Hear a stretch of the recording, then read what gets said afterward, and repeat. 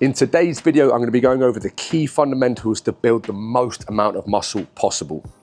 Yes guys, welcome back to the channel. Got a pretty cool question that I want to go over today, and today's video is going to be all about building muscle, okay? So the question goes as follows. Hi Max, I'm not really too concerned about body fat at the moment. My goal is just to build the most amount of muscle possible. How long do I need to bulk for? How many calories do I need to eat? Basically, he goes on to tell me his stats and stuff like that, but I'm not going to get into it because I want to make this a bit more generic. So, first things first, guys, before I even get into this, if you are watching this and you're not subscribed, please subscribe. 89% of you don't subscribe. That is painful. It really helps me out if you do, and I'm going to keep making these videos. So, let's dive into the fundamentals about building muscle. So I'm going to go over training, I'm going to go over calories, rest, and just kind of break it all down in about 10 minutes for you. Training. The God's honest truth, most of you do not train hard enough. Building muscle is a response, right? The body has a response to a stress, which is training. To build muscle, guys, we need to break down muscle. So intensity is everything. In terms of your actual training plan, if you are a beginner trying to build the most amount of muscle possible, your best bet is a 3-day training plan. That is a full body 1, 2, and 3. If you're a little bit more intermediate, I would recommend a 4-day training plan, which is a push, pull, legs, upper, or an upper, lower, okay? So we have a 3-day training plan or a 4-day training plan. One gives you 4 days off and one gives you 3 days off. Why is that important? Because we grow when we rest. You do not grow in the gym. You break down muscle in the gym, you grow outside of the gym, okay? So a 3 to 4 day plan is the first step to building the most amount of muscle. The next two things I wanna go over are tempo and form, okay? Tempo, to keep this simple, we build more muscle when we do damage in the eccentric, which is where the muscle is lengthening, but don't overcomplicate it. Nice and controlled on the way down, nice and explosive on the way up. If you are doing a bicep curl, nice and controlled on the way down, explosive on the way up, okay? If you're doing a lateral raise, explosive on the way up, nice and controlled on the way down. If you are squatting, slow on the way down, explosive on the way up. Just stay consistent, and guys, form. Think, this bicep, okay? Shoulder, bicep, yeah? Stay with me. So we all agree a front raise works the anterior head of the shoulder, just like this would work the back of the shoulder. Bicep curl is done with flexion extension. So what's that? What is that? Front delt, rear delt, front delt, rear delt. That's not a curl. Doing this with 14 kilos is not better than doing this with 10 kilos. Form first, intensity second, and then you add load as you go. These are fundamentals that everybody gets wrong still. Also, whilst we're here, I've got a lot of people calling me an influencer at the moment. I am an online coach. If you go to the link in my bio, I will do all of your training for you, all of your nutrition. I've got a link there that takes you to a landing page which shows you exactly what we do. So if you're interested, hit that link.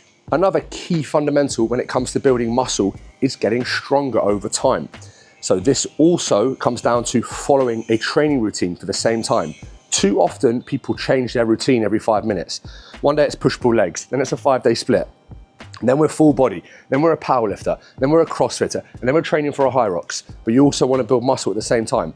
If you want to build the most amount of muscle possible in the shortest amount of time, you need to get stronger at some key fundamentals. If we're talking about your chest, you want to get stronger in some sort of a pressing plane. We have a flat press, we have an incline press, we have a fly variation, and we have almost like a decline or a dip variation. If you want to build a big chest, you need to add weight to your horizontal press. This would still be a horizontal press. These are all horizontal presses, flat, incline, decline. You want to get stronger with a fly variation. Doesn't matter where it is, it all does the same thing, all works the same muscle. A decline fly isn't gonna blow up your upper pec. A normal fly isn't gonna blow up your lower pec. Pec major, pec minor. They all get worked in these movements, okay? If you want to build a bigger chest, add 20 or 30 kilos to your horizontal press, okay?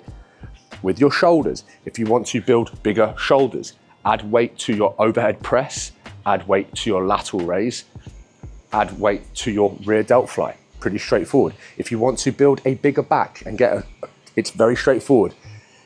Pick a vertical pull that you feel good in and pick a horizontal pull that you feel good in and drill them into the ground and get stronger over time through a variety of rep ranges, 6, 12, 15, okay? Your training plan has to stay consistent. You cannot change training plans 7 times a year. I have run a push-pull legs upper for about 2 years. Why is that? Because it works for me. I do not need to change it. 10 years ago, I'm 31. 10 years ago when I was 21, I was still doing dips, I was still doing chin-ups, I was still doing dumbbell presses, I was still doing rows, I was still doing squats, I was still doing deadlifts, I was still doing lunges. I'm 31, I've built 30 kilos of muscle over the years. Not that I'm huge, but I'm big enough. I still do the same movements. Drill the same movements over time if you want to build muscle. That brings me into calories. By the way, sorry whoever asked me this question, I've just gone off piece there, but I can't help myself. Calories, okay. Rule of thumb to the guys watching this and to the 9% of women that watch this. If you are getting stronger over time at a few chosen lifts, your body weight is going up over time and your calories are going up over time, strength, body weight, and calories, you will build muscle. Very, very straightforward. Drive body weight up, drive calories up alongside it, drive strength up, do it for a prolonged period of time, get stronger and get bigger. Then to lose fat, decrease calories, try and maintain strength. But that's another video that I'm gonna film after this, okay? So in order to build muscle, we need to, at the very least, be at maintenance calories, okay? I've spoken about this before, guys. Go online, calorie calculator, maintenance, boom, put it all in. There's your number, add 500 or add 250, okay? Do it for 2 weeks. If your body weight isn't going up, guess what, guys? You need to eat more food. You need to drive calories up over time. That doesn't mean you wanna go to the gym and you go from eating 2,000 calories to 5,500 calories. Go to 2,500 calories, then go to 2,750, then go to 3,000. Work up over time. Watch your body weight. We want to gain around 0.5 kilo per week in a gaining phase. Any more, you're gonna gain too much fat. The more fat that comes on, the more fat that eventually has to come off. Slow and controlled, but a consistent surplus. And that brings me into time frame. How long do we need to bulk for? A long time. You can't build muscle in 6 weeks. You're not gonna build much muscle in 6 weeks. The only reason you look better in 6 weeks is because you lost a little bit of body fat. Your gaining phases should be 6 to 9 months. Your fat loss phases should be 3 to 6 months. Good quality muscle is built over time, okay? If you really want to change your physique, my advice would be this. First of all, get lean. Once you're lean, push into a 8 to 12 month gaining phase. And every couple of months, you can have a little mini diet for a couple of weeks to pull some fat off. But that's the only way you're really gonna make a dent in your physique and look better if you are drug-free. 2 more things I wanna go over, okay, which is recovery and sleep. As I said before, you need to recover. We break down muscle in the gym. We don't build muscle in the gym. So a great practice is 7 to 8 hours of sleep per night, not getting smashed every weekend. If you're hammered on Friday, hammered on Saturday, hardly eat on Sunday, still a bit hungover on Monday and have a shit session, you have 3 good days out of 4 in a week. You're not even halfway there. You won't look very good, obviously. I spent years and years and years getting hammered every weekend. I looked the same. I looked the same every single year, okay? 7 to 8 hours of sleep and focus on your recovery. If you're always sore all the time, again, this is why I like a 3 or a 4 day plan. Imagine you're on top of your food. You're in a steady surplus. You're training 3 days a week. You've got 4 days off. You're sleeping well. You're gonna grow. You're gonna get stronger. You can't, it's very, very hard to get stronger and build a lot of muscle doing a push-pull legs off, push-pull legs. By the time you get around to your push session, you're still sore from the last push session. How are you going to max out your lifts if you're walking into a gym with sore shoulders trying to go for a shoulder press PB? Recovery is crucial.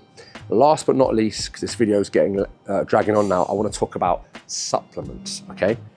Now, for 99% of you that are watching this that are drug-free, okay, I advise you to stay drug-free.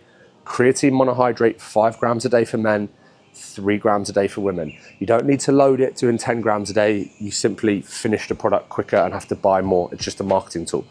5 grams of creatine a day consistently. When in the day, doesn't matter, just take it. 3 grams for women. Whey protein, why? Because it's just easy to, first of all, it digests well for most of us. It's easy to hit your protein. You can put it into things like oats, yogurts, and it's just an easy way to get protein. It satisfies a sweet tooth. Is it necessary? Not really. I very, very, very rarely have shakes. Very rarely have shakes. Ideally, we go real food first, but I would keep creatine in there. If you don't like fish, have a fish oil. But really, if you're eating a good balanced diet and eating oily fish a few times a week, you don't need a fish oil. If you're eating lots of fruit and vegetables, you don't need a multivit. If you're getting some sunlight and sweating your tits off doing a video, you don't need vitamin D3 with K2. If you're eating a good amount of protein, you don't really need whey protein. Creatine's the one I'd recommend, and I would probably recommend a fish oil as well. And that is pretty much it, guys. Building muscle is a slow process. It takes time. My advice to you is get lean first. Once we're in a leaner position, we have a longer runway to have a longer bulk.